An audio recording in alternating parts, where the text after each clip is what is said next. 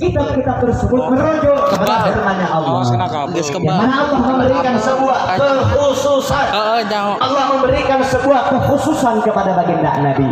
Bahkan Allah berikan sebuah kekhususan dalam perkara Isra wal Mi'raj Nabi.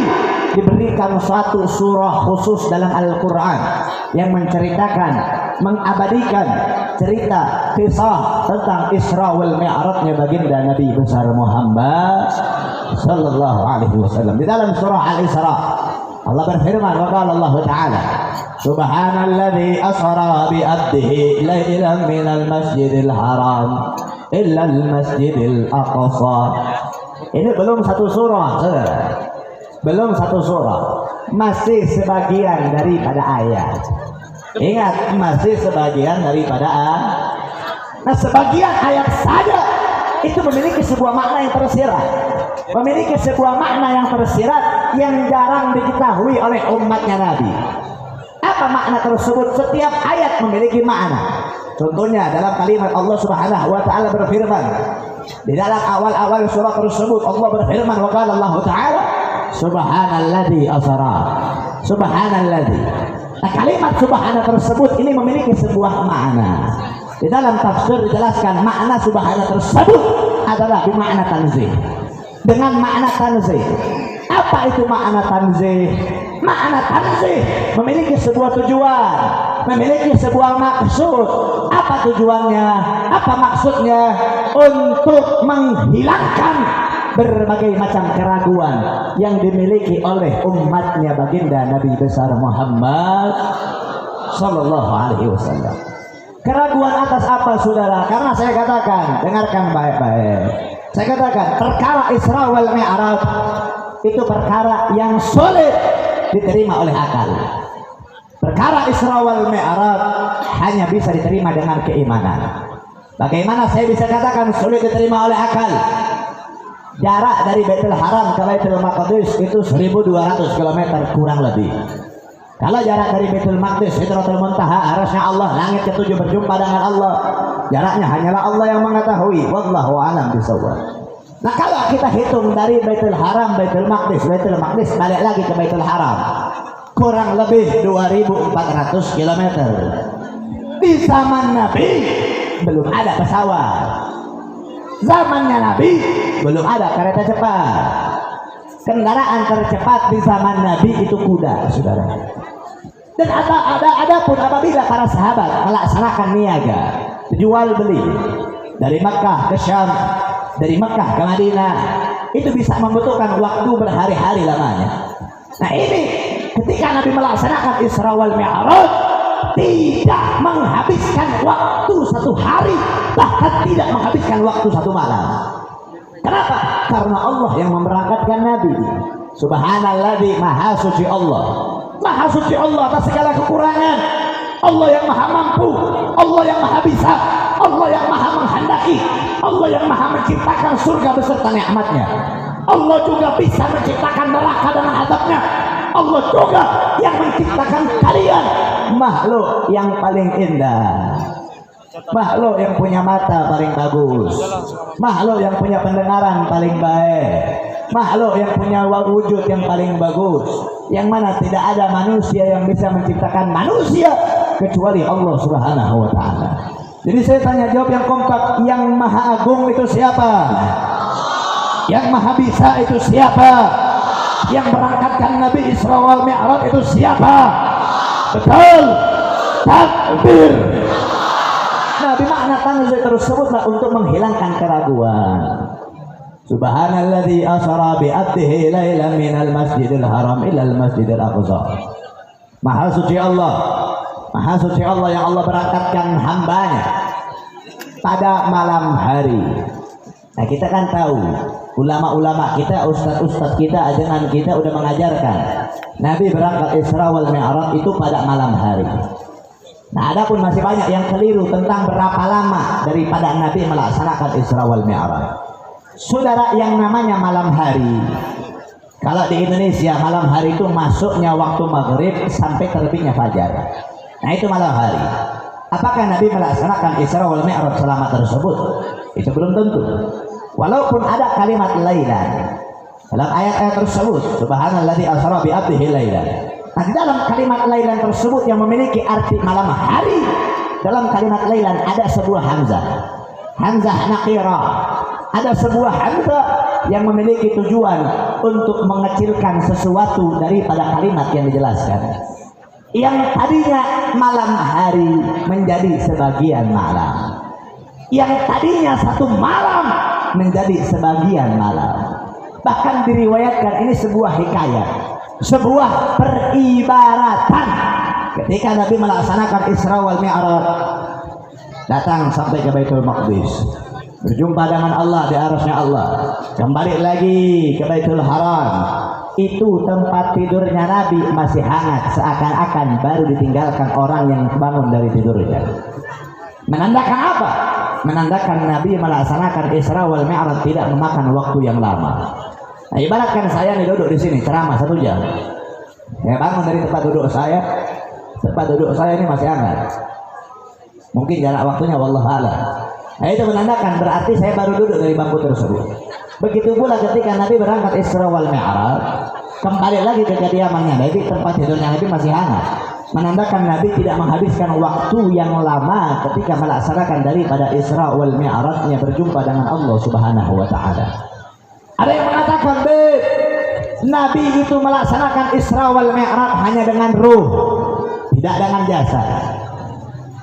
Memegang kepada hadis yang diriwayatkan Sayyidatuna Aisyah, yang mana dalam hadis tersebut mengatakan Nabi diberangkatkan oleh Allah Isra wal Mi'raj itu dengan ruhnya saja, tidak menggunakan jasad. Terus mana Habib yang benar? Nah, saya jelaskan. Pendapat yang paling mu'tamad, pendapat yang paling kuat, jumhurul ulama, yang mana mereka para ulama kebanyakan sepakat untuk memiliki sebuah fatwa, yakni fatwa tersebut Nabi diberangkatkan Isra wal Mi'raj itu ruh dengan jasadnya. Mereka mengatakan kalau misalkan Nabi diberangkatkan Isra wal Mi'raj hanya dengan ruh, mungkin Allah akan berfirman, subhanalladzi asra birruhihi. Kalau misalkan Nabi diberangkatkan Isra wal Mi'raj dengan jasad, mungkin Allah akan berfirman, subhanalladzi asra bil mayyitihi. Karena Allah berfirman dalam Al-Quran, subhanalladzi asra bi 'abdihi. Sebuah kalimat abdi ataupun abdun yang memiliki arti seorang hamba. Nah, saya dengan kalian ini seorang hamba yang yaqadha, punya pendengaran, melihat, merasakan. Nah, dalam kalimat tersebut yang mereka ulama-ulama sepakat Nabi diberangkatkan Isra wal Mi'raj itu ruh dengan jasadnya. Sudah. Kira-kira sampai sini jelas? Sampai sini paham? Lanjut atau tutup? Lanjut atau tutup? Jam 12, panas tulik. Jam 11 nyatu balik. Mual ya? Balik mual. Benar. Kuat. Yakin. Ketunduh. Tunduh deh. Ini kasuskan deh. Oh iya, panitia ngayakan acara nanti kalau itu jam 12 kasuskan ya. Ke panitia di dia. Balik di dia Ujuk-ujuk di mana? Ayawe di Tajruji Besis ya. Kira-kira lanjut. Betul. Saudara, dalam perkara Isra wal Mi'raj juga perkara tersebut yang mana itu perkara memiliki sebuah makna juga. Apa maknanya? Salah satunya makna Isra wal Mi'raj ini adalah mengagungkan baginda Nabi. Isra wal Mi'raj itu adalah sebuah perjumpaan yang kita tahu pada perjumpaan tersebut antara Rabbu Jalalah dengan Sallallahu Alaihi Wasallam. Perjumpaannya Allah dengan baginda Nabi, yang mana pada perjumpaan tersebut diperintahkan secara langsung kepada Nabi untuk melaksanakan sholat 5 waktu pada perkara itu. Nah, ini saya teringat dulu juga sebelum di zamannya Nabi ada perjumpaannya Allah dengan hambanya. Siapa hamba tersebut? Yakni Nabi Musa alaihissalam, yang mana Nabi Musa meminta kepada Allah untuk melihat Allah, berjumpa dengan Allah. Maka dikatakan oleh Allah, wahai Musa, engkau tidak akan mampu melihatku, kau tidak akan bisa menatapku. Tetap Nabi Musa meminta untuk berjumpa dengan Allah. Akhirnya diperintahkanlah untuk ke Bukit Tursina.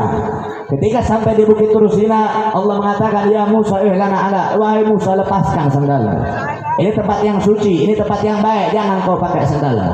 Akhirnya ketika sampai di Bukit Tursina, Allah tidak menampakkan wujudnya kepada Nabi Musa. Allah hanya menurunkan satu nur cahayanya Allah, diturunkan ke dalam sebuah gunung, yang mana gunung tersebut pun hancur porak-poranda, tak sanggup menahan kekuasaan Allah, dan Nabi Musa pun jatuh tersungkur pingsan, saudara. Nah, ketika Nabi berjumpa dengan Allah, di saat tersebut bersama malaikat Jibril, malaikat Jibril mengatakan, wahai Nabi, aku mengantarkanmu sampai sini saja. Aku tidak bisa masuk ke dalam ruangan tersebut, aku tidak bisa masuk berjumpa dengan Allah, karena sekalipun aku manusia, sekalipun aku malaikat, malaikat yang menyampaikan firman-Nya Allah, malaikat yang menyampaikan wahyunya Allah, tapi seumur-umur aku tidak pernah berjumpa dengan Allah Subhanahu wa ta'ala. Maka masuklah Nabi berjumpa dengan Allah, dan pada saat tersebut Nabi menggunakan pakaiannya, menggunakan sandalnya. Nabi tidak diperintahkan oleh Allah untuk melepaskan sandalnya. Berjumpa dengan Allah, bahkan diriwayatkan jaraknya Nabi dengan Allah dikadari dengan kadar 1 busur panah, saudara. Ataupun kadar mungkin kalau sekarang ini 1/2 meter jaraknya Nabi dengan Allah. Saking begitu dekatnya Nabi dengan Allah. Sandalnya Nabi saja sudah berjumpa dengan Allah. Sandalnya Nabi saja sudah menginjak surganya Allah. Maka saya katakan sandalnya Nabi ini lebih mulia dari kalian. Sandalnya Nabi lebih mulia dari kalian. Sandalnya Nabi pernah masuk ke dalam surga ya Allah, berjumpa dengan Allah. Kalian belum berjumpa sama Allah. Betul? Pengen berjumpa sama Allah? Betul? Mau berjumpa sama Allah? Naik ke panggung sini, saya bacok kalian. Kan kalau sekarang berjumpa dengan Allah syaratnya cuma mati. Mati baru berjumpa sama Allah, betul? Itu pun belum tentu. Belum tentu habis mati berjumpa sama Allah. Entah berjumpa sama Allah atau berjumpa dengan malaikat pencabut nyawa, malaikat yang mana menyiksa dalam nerakanya Allah Subhanahu wa ta'ala. Na'udzubillahi min. Itu mudah-mudahan insyaallah kita akan berjumpa dengan Allah di surganya Allah Subhanahu wa ta'ala. Amin ya rabbal. Nah, ini saya punya argumentasi pribadi, saudara. Ini saya punya argumentasi pribadi, dan ini mujahadah ijtihadnya saya. Ijtihadnya saya. Yang mana saya mengatakan, saya punya makalah, Nabi sallallahu alaihi wasallam aghram inda Nabi. Nabi ini baginda Nabi derajatnya mulia. Baginda Nabi ini derajatnya agung. Tiada makhluk yang bisa mengalahkan kemuliaannya Nabi. Tiada makhluk yang bisa mengalahkan keagungannya Nabi. Kalau misalkan dalam urutan, baginda Nabi ini nomor urut pertama. Makhluk yang paling mulia, makhluk yang paling agung, dan di bawahnya itu para nabi, para rasul, di bawahnya lagi para wali, para salihin, para orang-orang saleh kekasihnya Allah, di bawahnya lagi mungkin kita, baru jauh kalau dikatakan dari kemuliaan. Nah, saya punya statement ini mengambil daripada Al-Quran, yang mana di dalam Al-Quranul Karim Allah anada kullan nabi bismihil mujarrad. Di dalam Al-Quran Allah menyebutkan nama para nabi, Allah menyebutkan nama para rasul bismihil mujarrad, dengan namanya saja. Mari kalau ada yang bawa Al-Quran ataupun hafal Al-Quran, mari kita cek ayatnya sama-sama. Yang mana Allah Subhanahu wa ta'ala berfirman di dalam Al-Quran, wa qala Allah ta'ala, ya Zakaria inna nubashiruka bi ghulamin ismuhu Yahya. Yang mana Allah menyebutkan nama Nabi Zakaria, Allah menyebutkan nama Nabi Yahya bismihil mujarrad. Dan di dalam ayat yang sama, dalam surah yang sama, Allah berfirman, ya Yahya khudhil kitaba biquwwah. Di dalam Al-Quran Allah Subhanahu wa ta'ala berfirman, ya Ibrahim qad sadaqta ru'ya. Di dalam Al-Quran Allah berfirman, ya Musa inni ana Allah. Di dalam Al-Quran Allah berfirman, ya Isa inni mutawaffik wa rafi'uka ilayya. Di dalam Al-Quran Allah berfirman, ya Nuh innahu laysa min ahli. Di dalam Al-Quran Allah berfirman, ya Adam kun anta wa zawjuka al-jannah. Allah menyebutkan nama para nabi bismihil mujarrad. Tapi ketika Allah sebutkan nama baginda Nabi, saudara, Allah berikan sebuah julukan kepadanya. Allah berfirman dalam Al-Quran, wa qala Allah ta'ala, ya ayyuhan nabi kulli azwajik, ya ayyuhar rasul. Ada yang mengatakan dalam surah Muhammad ada ayat yang hanya menyebutkan nama Muhammad saja. Mana ayatnya? Mari kita lihat. Allah Subhanahu wa ta'ala berfirman, wa qala Allah ta'ala, wa ma Muhammadun illa rasul, dan tidaklah Muhammad kecuali hanya seorang rasul. Kembali Allah berikan kerasulan, kembali Allah berikan julukan rasul kepadanya. Sallu ala Nabi Muhammad, sallu ala Nabi Muhammad, sallu ala Nabi Muhammad. Jadi saya tanya jawab yang kompak, Nabi mulia atau tidak? Nabi agung atau tidak? Syariatnya Nabi mulia atau tidak? Agamanya Nabi mulia atau tidak? Kalau misalkan perkara tersebut mulia, kira-kira siap memuliakan Nabi, siap memuliakan syariat Nabi, siap memuliakan agama Nabi? Betul. Takbir. Saudara, siapapun orang yang memuliakan Nabi, mengagungkan Nabi, memuliakan syariat Nabi, mengagungkan agamanya Nabi, maka akan diagungkan oleh Allah Subhanahu wa Ta'ala. Dan sebaliknya, yang menistakan, yang menghinakan, yang mencaci syariat, agama dan diri baginda Nabi, Allah akan caci, Allah akan hinakan daripada makhluk tersebut. Allah berkata dalam Al-Quran, wa qala Allah Ta'ala wa makaru wa makarallahu fa inallahu khairul makirin. Siapapun orang yang makar kepada agamanya Allah, makar kepada kekasihnya Allah, makar kepada agamanya Allah, maka Allah akan makar kepada makhluk tersebut. Fa inallahu khairul makirin, karena Allah sebaik-baiknya pemberi makar. Nah, ini ada sebuah kisah, saudara. Ini kisah Bani Israiliyah, kisah yang tidak bisa dijadikan sebagai rujukan, tapi bisa dijadikan sebagai pembelajaran. Kisah yang bisa dijadikan sebagai pembelajaran, tidak bisa dijadikan sebagai fatwa. Apa? Tidak bisa dijadikan sebagai rujukan. Ini kisah tidak bisa dijadikan sebagai dalil, hanya bisa dijadikan sebagai pembelajaran untuk kita selaku umat. Apa kisah tersebut? Ini kisah di zaman ketika Nabi wafat, banyak orang yang meninggal. Apa? Banyak orang yang ketika Nabi wafat, banyak orang yang murtad, keluar dari agama Islam. Yang tadinya bayar zakat, tidak bayar zakat. Itu yang menghilangkan daripada syariat, tidak menghidupkan lagi syariat ketika Nabi wafat. Ini ada satu orang pemuda, saudara. Ini satu orang pemuda keluar dari agama Islam, masuk dia dalam agama Nasrani. Di dalam agama Nasrani berjalan tahun, lebih tahun berjalan. Akhirnya dia menjadi seorang rahib, pemimpin ataupun pemuka agama dalam agama Nasrani. Kalau bahasa sekarang menjadi seorang pendeta akhirnya ini orang. Ketika jadi seorang pendeta, saudara, dia datang kepada satu kampung, datang dari kampung satu ke kampung yang lain, dari desa satu ke desa yang lain, sampai pada akhirnya dia datang ke satu tempat, dikumpulkannya manusia. Manusia tersebut banyak yang belum memiliki agama. Dikumpulkan manusia, akhirnya terkumpul dalam sebuah lapangan. Akhirnya ini pendeta, saudara, setelah dikumpulkannya manusia, ini pendeta menyampaikan tausiah dalam agamanya, menyampaikan daripada tentang agamanya. Banyak orang yang percaya, satu persatu dibaptis. Ketika dia menyampaikan tausiah dalam agamanya, ketika dia membaptis orang satu persatu, terus sampai dia mau selesai, saudara, dia melontarkan sebuah kalimat. Dia mengucapkan sebuah kalimat yang menghinakan dan menistakan derajatnya baginda Nabi. Dihinanya Nabi, dicacinya Nabi, dihinanya agama Nabi, dihinanya syariat Nabi. Akhirnya apa, saudara? Setiap ini orang menghina agama Nabi, setiap ini orang menghina risalahnya Nabi, setiap ini pendeta mencaci maki Nabi. Dalam berkumpulan tersebut ada satu orang petani yang membawa daripada anjing yang biasanya suka menjaga daripada kebun petani tersebut, ya kan?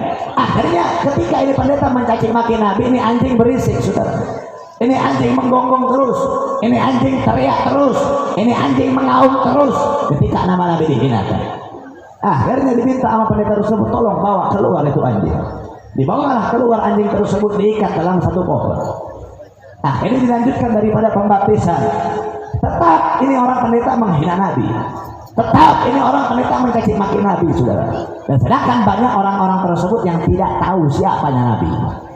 Akhirnya Allah berikan sebuah pembelajaran.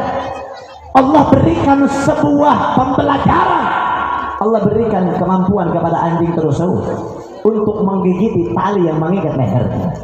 Digerogoti tali tersebut, digigit tali tersebut sampai itu tali terlepas. dan melepaskan belenggu yang mengikat lehernya. Ketika tali tersebut lepas, saudara, ini anjing lari dengan kencangnya. Ini anjing menyampari daripada pendeta tersebut. Dia loncat kepada itu pendeta, dia gigit itu leher pendeta.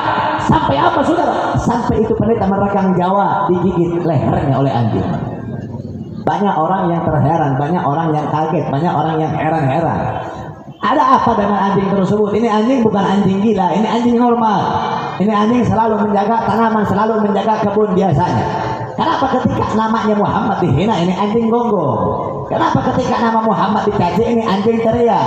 Sampai pada titik akhirnya, ini anjing menyiksa orang yang menghina Muhammad. Akhirnya apa, saudara? Mereka sepakat untuk datang mencari daripada yang namanya Muhammad. Dicarilah Nabi Muhammad, dicarinya Nabi Muhammad, tidak ketemu. Bertemulah dengan Amirul Mukminin Sayyidina Umar bin Khattab. Diceritakan perkara tersebut. Sayyidina Umar tersenyum, dan Sayyidina Umar hanya menceritakan bagaimana sosoknya baginda Nabi, bagaimana akhlaknya baginda Nabi, bagaimana budi pekertinya baginda Nabi, sampai pada akhirnya mereka yang tadinya masuk ke dalam agama Nasrani mengucapkan kalimat syahadat, beriman kepada Allah Subhanahu wa taala. Nah, apa pembelajaran yang bisa kita ambil, saudara? Apa pembelajarannya? Ini pembelajaran yang saya ambil. Apa pembelajaran tersebut? Kalau saya lebih rela, lebih ridho Allah ciptakan saya menjadi seekor anjing, tapi menjaga kemuliaan Nabi, menjaga kehormatan Nabi, daripada saya diciptakan menjadi seorang manusia yang diam ketika nama Nabi dihina, saudara. Takbir. Zaman sekarang, wallah, zaman sekarang, saudara, yang menghina Nabi bukan orang kafir. Yang menghina Nabi dulu orang kafir. Kalau zaman sekarang yang menghina Nabi bukan orang kafir. Yang menghina Nabi bukan orang fasik. Yang menghina Nabi bukan orang munafik. Tapi yang menghina Nabi di zaman sekarang, yang mengaku Islam, yang mengaku beriman, bahkan jabatannya sebagai menteri agama, tapi menyamakan azan dengan gonggongan anjing, saudara. Na'udzubillah min. Ini saya kasih tahu, si Yakut dulu waktu lahir nggak diazanin, saudara. Si Yakut waktu lahir dulu nggak diazanin. Makanya nanti kalau si Yakut meninggal nih, jangan suruh orang buat azan, berarti ya. Cari anjing liar, suruh gonggong depan dia. Betul. Saya tanya, ini orang menyamakan azan dengan gonggongan anjing, kacau atau tidak? Kacau atau tidak? Ada yang ngebela, saudara. Ada yang ngebela. Abu Janda ngomong begini, Yakut itu tidak menyebutkan azan. Betul, memang tidak menyebutkan azan. Yang disebutkan pengeras suara di masjid. Itu mengganggu, sama seperti gangguan yang diberikan kepada gangguan yang disampaikan oleh gonggongan anjing, yang ketika anjing menggonggong tetangga terganggu. Akhirnya Pak, diturunkan volume azan. Kan ini sebuah konteks yang menyamaratakan, saudara. Saya mau tanya, di masjid yang pakai pengeras suara, apa yang keluar dari pengeras suara masjid? Azan. Setelah azan apa? Yang biasanya nggak ganggu deh, yang biasanya nggak ganggu. Anak-anak kecil yang suka baca sholawat. Kan baca sholawatnya bukan ganggu, saudara, bukan. Tapi kadang suka nggak benernya ini kan. Mungkin itu yang dimaksudkan siapa? Dibacakannya sholawat, dibacakannya Al-Quran. Mengganggu katanya. Diturunkan volume azan. Yang saya heran begini, saudara. Warga Indonesia menuntut kepada pemerintah, Pak, turunkan harga sembako, Pak, turunkan harga BBM. Lah yang diturunin malah volume masjid, saudara. Volume masjid turun, BBM makin naik. Volume masjid turun, minyak makin langka, saudara. Selamat datang di negeri Wakanda. Na'udzubillahi min. Ini disamaratakan dengan gonggongan anjing, saudara. Kacau atau tidak? Kacau atau tidak? Jadi saya tanya, kira-kira siap bela azan? Siap bela panggilan Allah? Betul, saudara. Azan adalah panggilan Allah. Panggilan Allah untuk beribadah. Ketika subuh, zuhur, asar, maghrib, isya dikumandangkan azan. Pada saat azan dikumandangkan, itu iblis lari terbirit-birit, saudara. Ini yang ngecilin volume azan, jangan-jangan takut sama azan, saudara. Jangan-jangan sama kayak iblis dia, saudara. Ngakunya menteri agama, tapi malah menistakan agama, saudara. Betul. Maka tolong Pak Presiden, saya meminta dengan hormat, tolong turunkan Yakut dari menteri agama. Kalau Bapak tidak turunkan Yakut, maka saya meminta Bapak juga turun dari jabatan sekarang juga, saudara. Takbir. Sallu ala Nabi Muhammad. Jadi saya tanya, azan wajib dibela atau tidak? Azan wajib dibela atau tidak?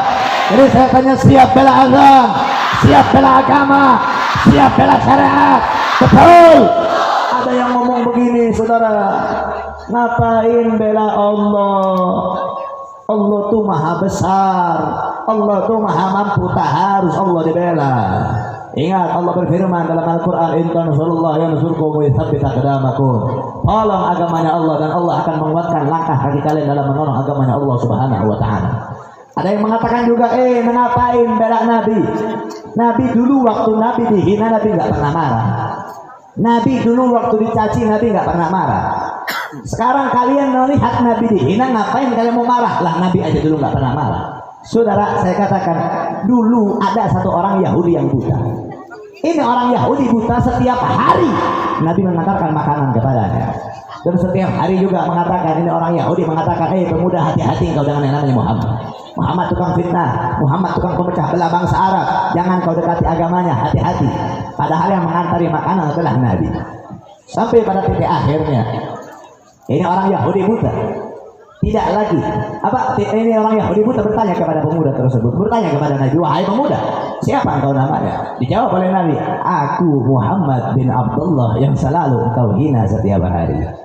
Ini orang Yahudi mengatakan, kadzdzabta ya ahlal Quraisy, kadzdzaba ya ahlal Quraisy, sungguh dusta mereka orang-orang Quraisy yang mengatakan sedemikian rupa tentangmu, tapi aku merasakan kebaikan kepadanya. Aku merasakan kebaikan darimu. Langsung ini orang Yahudi menangis dan mengucapkan syahadat beriman kepada Allah Subhanahu wa taala. Nabi dicaci nggak pernah marah, dihina nggak pernah marah. Gigi gerahangnya Nabi berdarah. Sampai malaikat Jibril mengatakan, kalau mau Nabi ini Allah hancurin, dua bukit ini dijepit kepada satu penduduk yang melempari Nabi dengan batu, Allah bisa. Tapi kata Nabi, jangan. Nabi malah mendoakan kebaikan kepadanya. Nabi dihina, Nabi nggak pernah marah, saudara. Tapi kalau syariat, kalau agama, kalau perjanjian kepada Allah, kalau hukumnya Allah yang sudah dinistakan, Nabi yang pertama kali memerintahkan dan turun di medan peperangan untuk membela Allah Subhanahu wa taala. Jadi saya sampaikan, kalau kalian mau menghina, hina saya, mau caci saya, intimidasi, silahkan. Mau penjara, silahkan. Mau fitnah, silahkan. Tapi satu syarat dari saya, tolong berhentikan intimidasi kepada para ulama. Tolong berhentikan kriminalisasi kepada para ulama. Tolong berhentikan penghinaan kepada syariat. Tolong hentikan penghinaan kepada Allah. Tolong hentikan penghinaan kepada Nabi. Kalau penghinaan kepada Nabi, penistaan kepada agama, penghinaan kepada Allah tetap berjalan, maka saya katakan, demi Allah, kepala dari kaki, kaki dari kepala, berlumuran darah bela agama tidak akan berhenti sampai titik darah penghabisan, saudara. Takbir. Jadi saya tanya, kira-kira siap bela Allah, siap bela agama, siap bela syariat, siap bela Nabi, siap jaga bangsa? Betul. Takbir. Prajurit pembela, bangkitlah, bangkitlah, satukan hati, satukan jiwa, angkat suaranya, musuh lawan dia, darah menjadi saksi di sisi Allah adalah hari raya. Maju habisi, kami berjanji demi Allah rela binasa agama. Wahai prajurit pembela Rasulullah, berjuanglah tanpa lelah, walau harus merang, walau satu langkah takkan mundur, walau satu langkah. Wahai para pemudi-pemuda, kibarkan, serahkan jiwa untuk agama, mencari syahid di jalan Allah, maju tanpa menyerah, walau darah menjadi saksi di sisi Allah, mati syahid hari raya. Maju, maju, habisi, kami berjanji demi Allah. Wahai prajurit, berjuanglah tanpa lelah, walau takkan mundur, walau satu langkah, takkan mundur, walau satu langkah. Wahai para pejuang agama, wahai para singa-singa Allah, musuh sudah di depan mata, kejayaan menanti kita, kejayaan. Maju, maju, habisi hianat bangsa, kami berjanji demi Allah, rela binasa. Wahai pembela Rasulullah, berjuanglah tanpa lelah, walau harus merangkak dengan mata, takkan mundur, walau satu langkah, takkan mundur, walau satu langkah. Takbir! Allahumma shalli ala Nabi Muhammad. Jadi saya tanya jawab yang kompak, siap bela Allah, siap bela Nabi, siap bela ulama, yakin? Ntar di penjara, ntar dibunuh, ntar ditangkap. Takut? Takut apa enggak? Takut apa enggak? Betul. Saudara, resiko menyampaikan sebuah kebenaran, resiko bela agama, resiko amal ma'ruf nahi munkar, yang pertama itu dicaci, yang kedua dimaki, yang ketiga diintimidasi, yang keempat dikriminalisasi, yang kelima itu difitnah, yang keenam itu dipenjara, resiko paling terakhir itu dibunuh. Emang ada yang saya sampai dibunuh? Buka sejarah. Sayyidina Umar bin Khattab, Amirul Mukminin, seorang pemimpin yang begitu semangat menyuarakan sebuah kebenaran, menegakkan amal ma'ruf nahi munkar, menegakkan hukum Allah. Ketika menjadi imam salat subuh, Sayyidina Umar bin Khattab ditusuk dengan 7 tusukan oleh Abu Lu'lu', orang Persia yang pura-pura masuk Islam hanya untuk membunuh Sayyidina Umar. Sayyidina Utsman bin Affan yang meninggal di hari Jumat dipanah oleh kaum Khawarij. Kenapa Sayyidina Umar dipanah? Karena Sayyidina Umar terlalu membela daripada agamanya Allah Subhanahu wa taala. Sayyidina Ali bin Abi Thalib ketika keluar rumahnya mati terbunuh. Sayyidina Hasan bin Ali bin Abi Thalib mati dibunuh.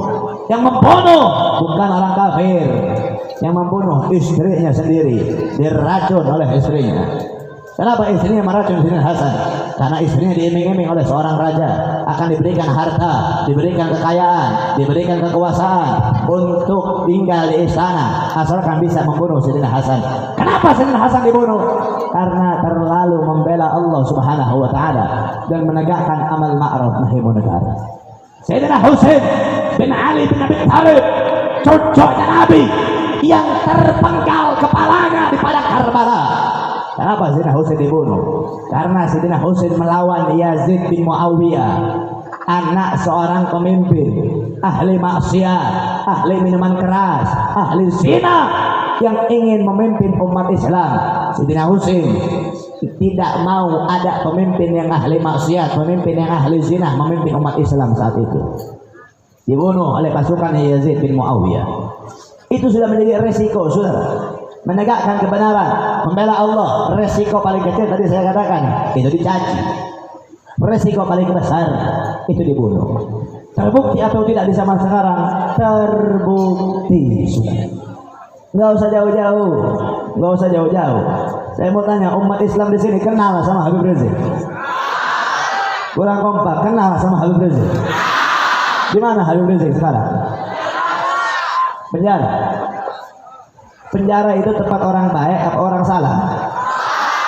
Saya mau tanya, apa salah Habib Rizik harus sampai di penjara? Apa salah Habib Rizik harus sampai di penjara? Saya mau tanya sama orang Cikudeg ini, Cikudeg ya? Dari mana? Lowong Taji. Hah? Lawang Taji. Ingat lah, umat Islam lo dia.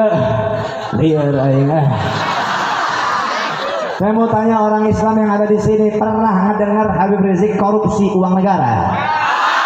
Pernah ngedengar Habib Rizik korupsi dana bansos? Pernah ngedengar Habib Rizik ngejual pulau negara? Pernah ngedengar Habib Rizik mau ngancurin negara? Terus apa salah Habib Rizik harus sampai di penjara?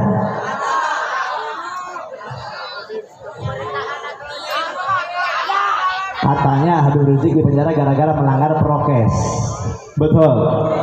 Saya mau tanya orang sini jamaah nih, ribuan yang hadir, ada sarjana hukum? Yang sekolah sarjana hukum ada? Saya mau tahu deh, nggak usah sarjana hukum deh.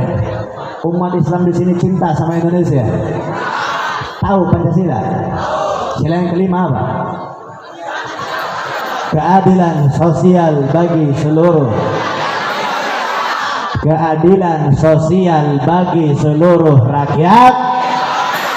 Habib Rizik nikahin anak di tengah PPKM, denda 50 juta. Lamun aing denda 50 juta, kau aing bayar kredit. Baka duit aing. Ini sama Habib Rizik dibayarnya cash, saudara, nggak pakai kredit. Udah bayar denda, di penjara malahan, saudara, ditangkap, ditahan. Ada artis nikahin anaknya di tengah PPKM. Nggak lama dari Habib Rizik nikahin anaknya, nggak didenda, enggak ditahan, enggak dipenjara, malahan presiden ikut hadir, saudara.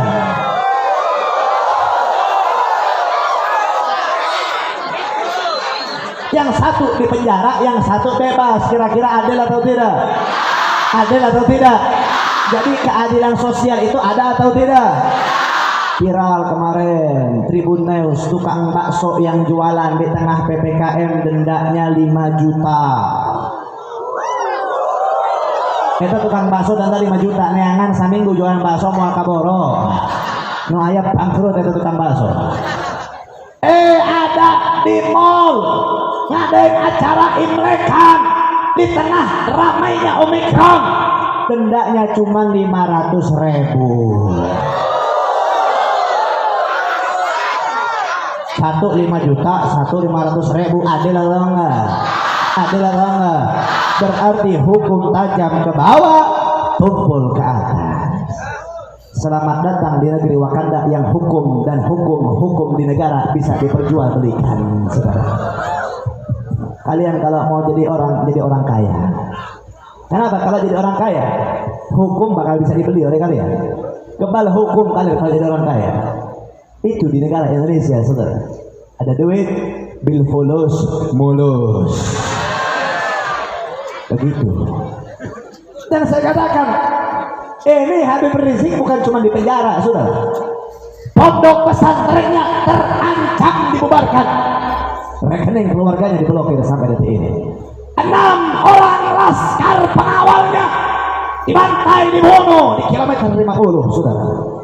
Luka tembak sekujur tubuh, dari dada sampai ke perut, luka bekas jahitan, luka bakar di sekujur tubuh. Saya mau tanya, kalau ada satu kiai punya murid, punya santri, ini santri ngejagain kiainya, wajar atau tidak?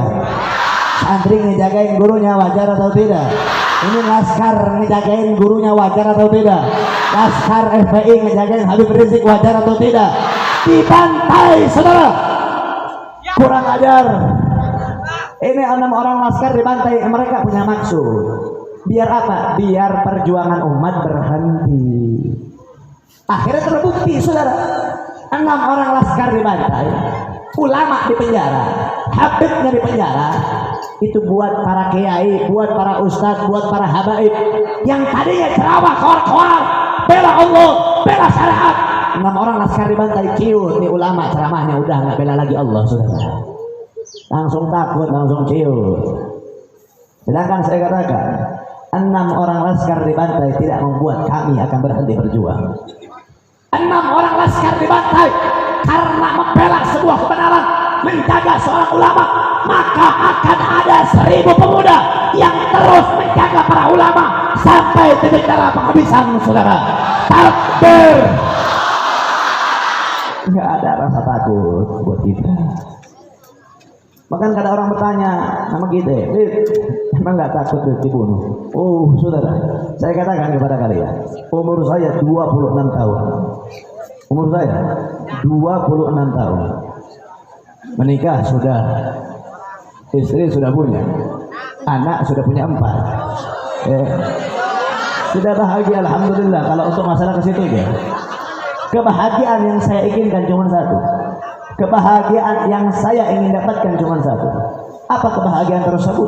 Ketika saya menyampaikan sebuah kebenaran, saya dibunuh karena menyampaikan daripada kebenarannya Allah Subhanahu wa taala. Itu kebahagiaan yang saya inginkan. Itu kebahagiaan cita-cita yang saya ingin dapatkan. Maka tidak akan ada kata berhenti untuk saya menyampaikan sebuah kebenaran.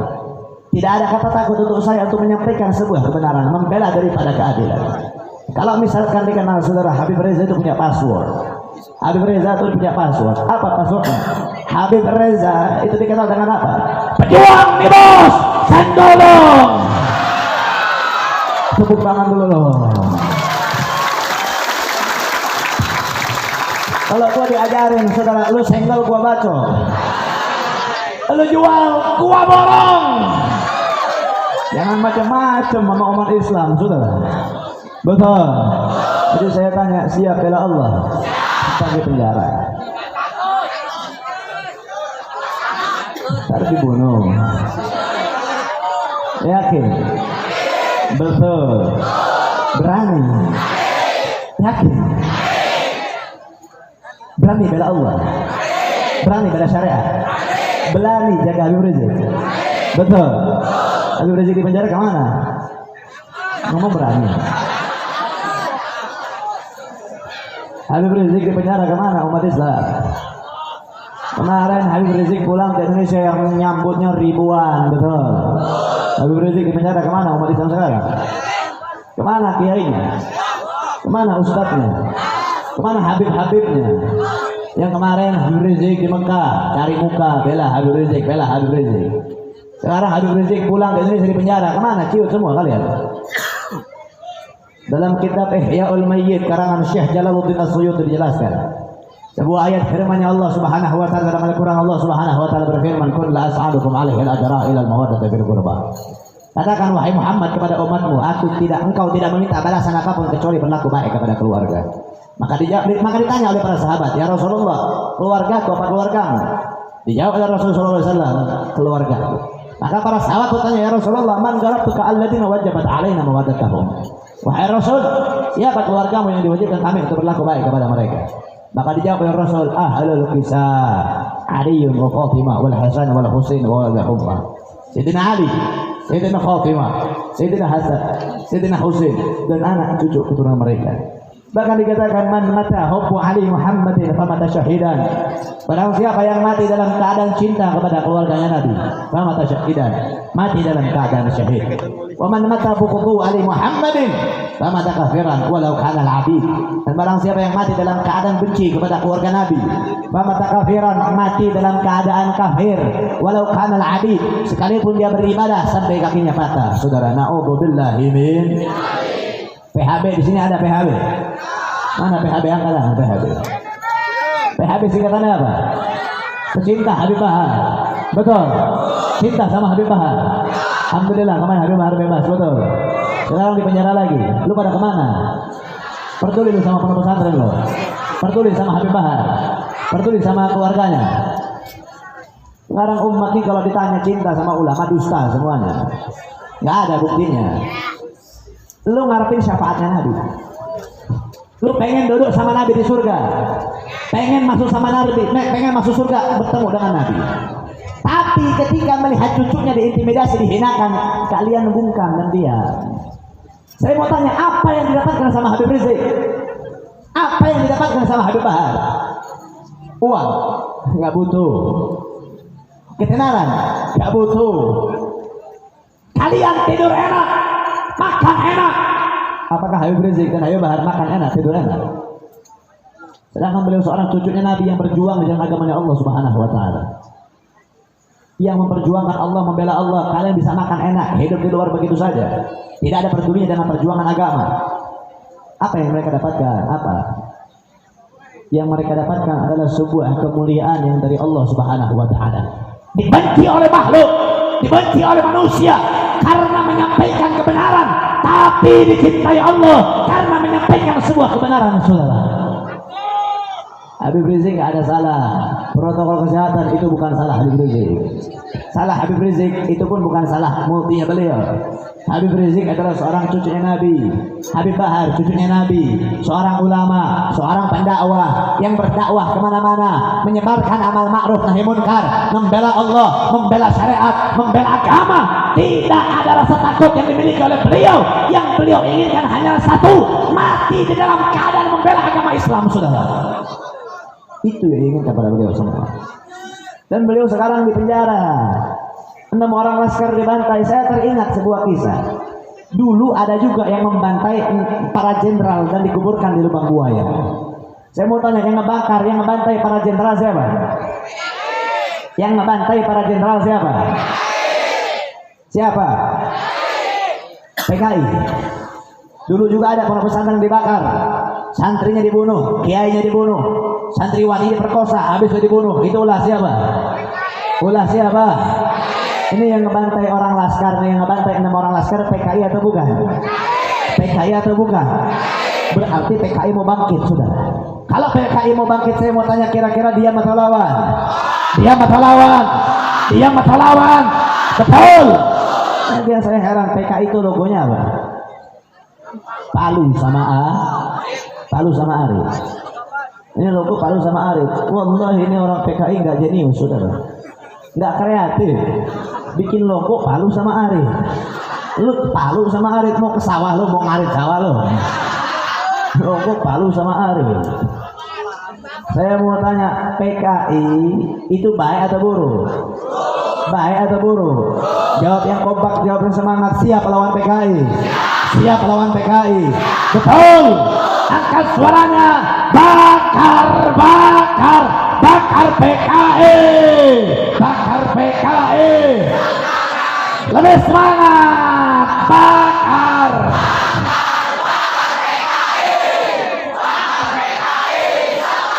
Takbir.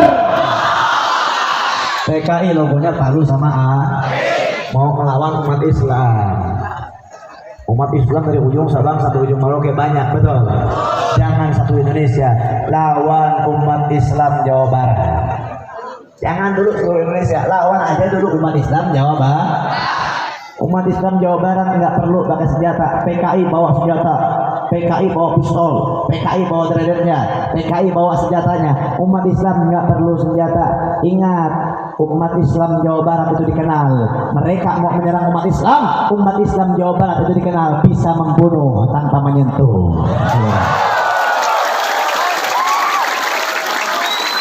Siapa maju ya kain 40 jelema aing duduk di sejadah waing santet sia kabeh. Betul. Tenggara keluar imah santet beak sia kowe. Umat Islam dibacok, jangan khawatir, kepalanya dibacok putus nyambung lagi. Mual merah karena senjata, mual merah karena dibacok. Ilmu kebal tuh kuasa nanggusillah. Betul. Tapi saya kasih tahu, kalau Anda cita-cita mati syahid, Cita-cita Anda mati bela agama, tapi Anda pakai ilmu kebal, iraha pae habis ya. Pakai ilmu kebal, tapi cita-cita mati syahid, iraha pae nah. Betul. Jadi saya tanya, siap lawan PKI? Siap berjuang bersama lawan PKI? Betul. Umat Islam Jawa Barat nih bos. Tepuk tangan dulu dong saudara. Apalagi Bogor, tanah Pajajaran, betul. Pajajaran tanah Islam, betul. Jangan main-main sama tanah Pajajaran. Makanya kadang saya suka nggak mikir, coba ya kalau mau ngelawan seseorang tuh buka dulu. Logonya Palu sama berubah sekarang. Palu sama Arif berubah jadi hewan dua tanduk, saudara.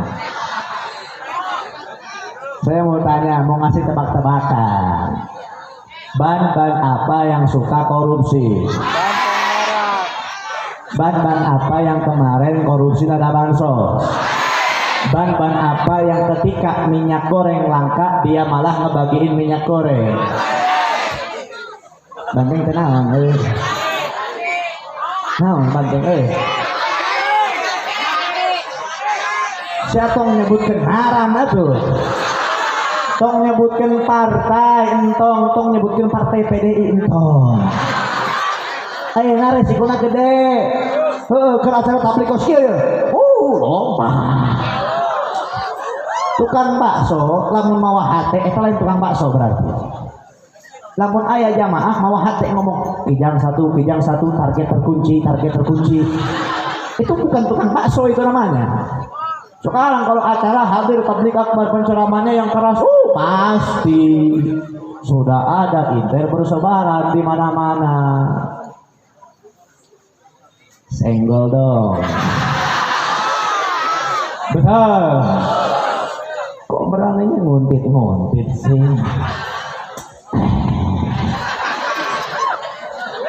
See you tomorrow.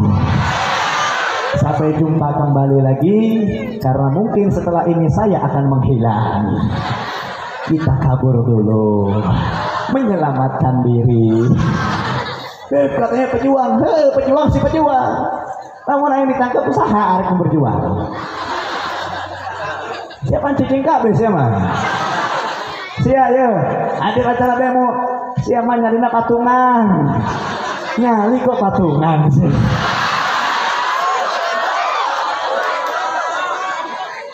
Saya tanya umat Islam tanah Pajajaran itu pejuang atau pecundang? Pejuang atau pecundang? Pejuang atau pecundang? Siap berjuang untuk agama, siap berjuang untuk syariat, siap berjuang untuk para ulama. Betul. Takbir. Sallu ala Nabi Muhammad. Betul pejuang, betul. Coba tuh. Saya mau lihat santri-santri laki-laki di sini pejuang yang katanya pejuang, coba naik ke tanggung satu orang. Duel saja lain.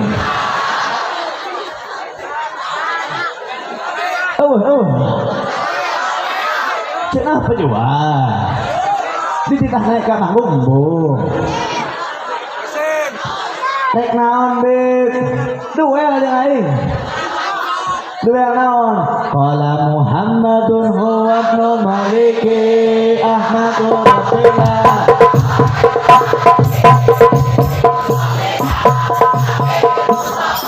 Sia naik ke panggung lain aing macakeun. Buru sedel mah weh. Namun si Arek naik duaan, berarti benar nyali sia patungan. Naik sia ka dieu. Kasih jalan.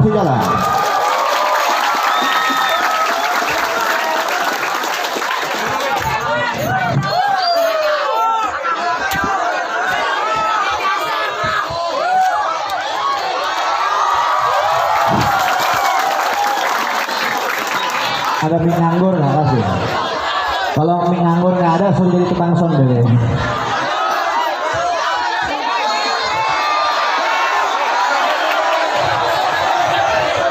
Jangan. Siapa namanya? Nama saya Ageng. Apa? Ageng.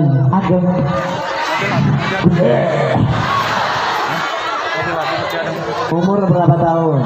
18 tahun. Mondok pesantren apa enggak? Mondok. Di mana? Di Cikini. Apa? Kampung Cikini. Pondok pesantren namanya apa?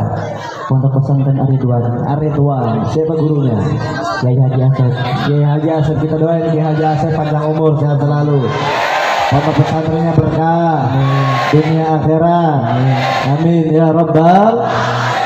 Santri ayeuna layan ngaji. Santri ayeuna lobana kabogoh. Sia buka kabogoh teh. Jujur sia kain. Buka teh, buka. Orang mana? Ya, satu air. Orang mana? Orang Bogor. Orang Bogor. Hadir di sini hadir. Enggak. Oh. Kesini sama siapa? Sama teman. Mana temannya? Temannya mana? Siapa namun ke hese? Siapa baturan mah? Namun ke tajir karak siapa baturan? Ya, di dia nya. Siapa macakan rupiah? Kuaing beret duit 100.000 jeung sia. Coba temannya mana temannya? Tuh kan langsung pada angkat tangan kan? Siapa mau bakar duit karak lo batur sia. Pacarnya namanya siapa?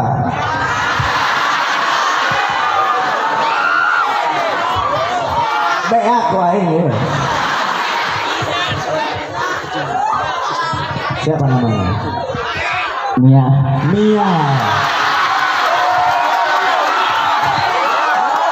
Umurnya berapa tahun? 16. Pedofil. Nya. Kong poho pakai premsutnya. Jangan hosia 8 Granger Jawa Barat ya. Hurui tama. Sekarang ikutin saya. Miaku sayang. Silakan buru.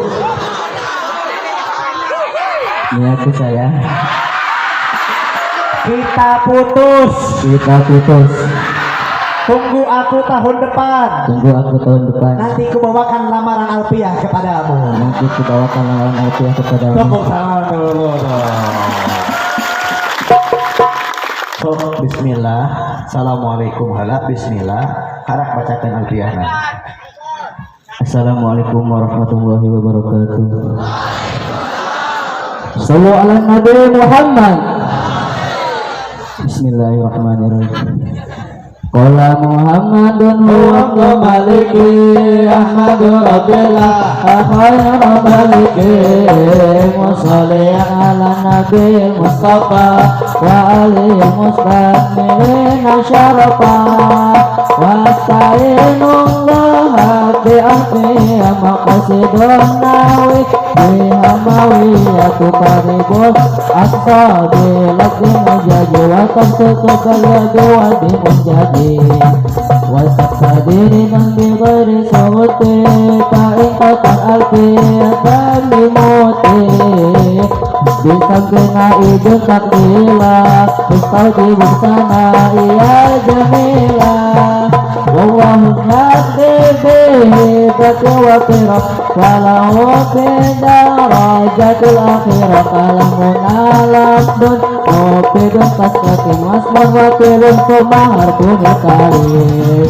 wahidu kalimatun al-kalu'ah wa kilmatun biha kalamun kalyu'ah bil jari wa wini wa nidawa'ah wa munadil ismi sami janasah fa'al tawa atas wayap aliwan nuni abdilah nabilu yang jali siwahuma hartu mahal wafi walakirun mudari'un yalilam kayasa wa hadiyat apali bitamid wazim bilal amri amrun kuhim ilam yakun dinuni mahal biwas munah usawaya.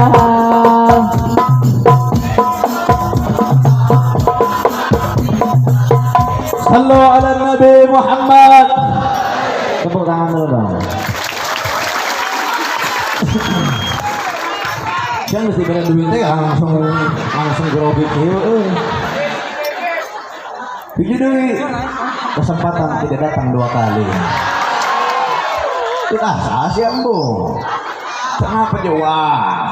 Cenah wani. Nu naik umur 18 tahun sia. Itu ya hadiahnya sedikit dari saya. Ya paling cuma 2 juta lah. Kamu pintar deh, nih sepeda buat kamu. Tahu kan siapa?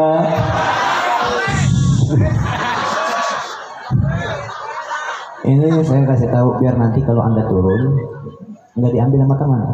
Duit yang saya kasih 200.000 jangan dikasih sama teman, jangan dikasih buat ngopi, beliin sarung, beliin kitab. Setuju? Biar manfaat. Soalnya saya mengkerheset tadi baturan saya jadi mengkerheset tong jadi ngaku babaturan toh. Kalau Anda pengen lihat siapa teman Anda sebetulnya, lihatlah siapa yang berdiri ketika Anda sedang susah. Bukan dulu kata-kata air betul. Mau duduk di sini atau kembali ke alam masing-masing? Guys, benar. Padahal saya mau duduk di dia, milu jangan kajar orang makan bersama. Turun tarik turun oh bisa lapar ya. Sebelah tuh. Lanjut. Betul. Yakin. Tarik duit deh. Atau lamun duit wae miskin ke. Nauzubillah min. Heureuy teh mah heureuy-nya biar tidak terlalu tegang. Jadi biar tidak ada dusta di antara kita. Sebelum kita lanjut, ayo baca salawat sama-sama. Setuju? Kita baca salawat asyhadu 3 kali. Kita baca salawat asyhadu 3 kali dengan niat, dengan tujuan, dengan maksud mudah-mudahan dengan berkahnya salawat asyhadu. Habibana Rizik, Habibana Bahar selalu dijaga oleh Allah Subhanahu wa taala. Dimenangkan perjuangannya oleh Allah. Orang yang mau zalim sama agama, zalim sama syariat, Allah hancurkan kezaliman mereka. Amin ya rabbal. Dan juga kita baca salawat nariyah dengan niat, dengan tujuan, dengan maksud. Kalau kita ada yang lagi sakit, Allah angkat penyakit kita. Corona Allah hilangin, Allah angkat. Liur aing soalna. Geus berapa tahun ya? 2 tahun ya. Happy anniversary atuh euy. 2 tahun corona ya. Tapi nu aing liurna naon deui ya? Nyepi mah eueuh. Natal eueuh. Imlek eueuh. Tahun baru eueuh. Corona aya iraha pas ibadah umat Islam. Ieu virus apa iblis? Kayak aing ngomong. Tapi mudah-mudahan Allah angkat ini virus sehingga kita bisa hidup normal lagi. Amin ya rabbal. Sambil kita bacakan salawat tasyghil, salawat nariyah, nanti akan ada panitia laskar yang keliling kepada jamaah. Saya mau mengajak jamaah sekalian investasi akhirat. Saya kemarin alhamdulillah tanggal 27 Februari udah bikin acara tablik akbar